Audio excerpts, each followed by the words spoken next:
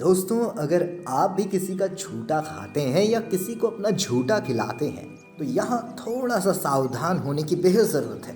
क्योंकि हिंदू धर्म के शास्त्रों में से लेकर बहुत ही कड़क नियम बनाए गए हैं। और यदि हम कलयुग के इस समय की बात करें तो हम शास्त्रों और उसमें लिखे ज्ञान को भूलते चले जा रहे हैं, जिसकी वजह से कलयुग का प्रभाव बढ़ता हुआ भी दिखाई दे रहा है और इस कारण से इंसान की उम्र कम होती जा रही है। वहीं हमारे शास्त्रों में भोजन के प्रति जिस शुद्धता और उसकी सात्विकता के महत्व के बारे में बताया गया है वो भी लगभग खत्म सी होती जा रही है।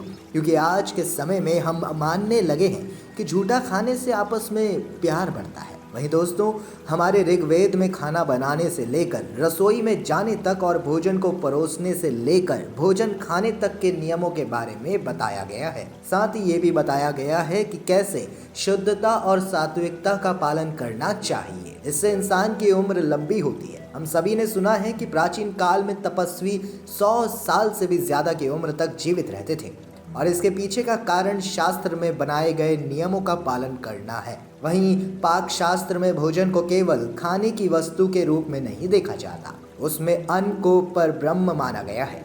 इसीलिए शास्त्रों में कहा गया है कि कभी भी किसी का झूठा नहीं खाना चाहिए और ना ही किसी को अपना झूठा खिलाना चाहिए। और वहीं शास्त्रों में ये भी कहा गया है कि किसी अन्य व्यक्ति का झूठा खाने से हमें कई तरह की मुसीबतों को भी झेलना पड़ सकता है। तो आइए इसके बारे में विस्तार से जानते हैं। सबसे पहली बात, अगर आप किसी व्यक्ति का झूठा खाते हैं तो ज्योतिष शास्त्र के अनुसार उस व्यक्ति की कुंडली का दूसरा भाव जुबान, वाणी, सुख, धन की बचत और जो जीवन में मिलने वाले सुख को संबोधित करता है। अगर दूसरे भाव में व्यक्ति की वाणी और भाषा पर नकारात्मक प्रभाव पड़ता है और उसकी भाषा में क्रूरता का भाव भी आ जाता है तो कई तरह के बुरे प्रभाव भी आपको झेलने पड़ते हैं। इसीलिए शास्त्रों में कहा गया है, जैसा अन्न वैसा मन। जिस व्यक्ति के साथ आप भोजन कर रहे हैं और जिसका झूठा आप खा रहे हैं तो ये भी हो सकता है कि उसके मन में उस इंसान के लिए नफरत की भावना हो और उस व्यक्ति का झूठा खाने से ऐसे विचार आपके मन में भी आ सकते हैं और आपका मन और आपकी वाणी सामने वाले इंसान की तरह नकारात्मक हो जाती है। इसलिए आपने हमेशा देखा होगा कि संत महात्मा अपना भोजन अकेले ही करते हैं और अपना झूठा कभी किसी को नहीं खिलाते और ना ही कभी किसी का झूठा खाते हैं। साथ ही बताते ये भी चलें कि झूठा खाने से कुंडली में दोष लगता है। जी हाँ दोस्तों, झूठा खाने से आपको भी ये दोष लग सकता है। आइए जानते हैं इसके बारे में क्या कहा गया है। अगर आप जिसका झूठा खा रहे हैं और उनकी कुंडली में मंगल ग्रह का वास है और उनका मंगल देव हमेशा भारी रहता है तो आपको सावधान होने की बेहद ज़रूरत है। मंगल अति क्रोध ग्रह होने के लिए जाना जाता है। यदि आप उस व्यक्ति के साथ बैठकर भोजन करते हैं तो आप पर भी मंगल का प्रभाव पड़ सकता है। हर किसी की कुंडली में क्या दोष है उसे हम नहीं जान सकते हैं, इसीलिए शास्त्रों में किसी का भी झूठा खाने को मना किया गया है जिससे आप कुंडली दोष से बचे रहें। वहीं तीसरी बात ये कही जाती है कि जिसका आप झूठा खा रहे हैं वो व्यक्ति आपके बारे में हमेशा अच्छा सोचता हो, ऐसा ज़रूरी नहीं है।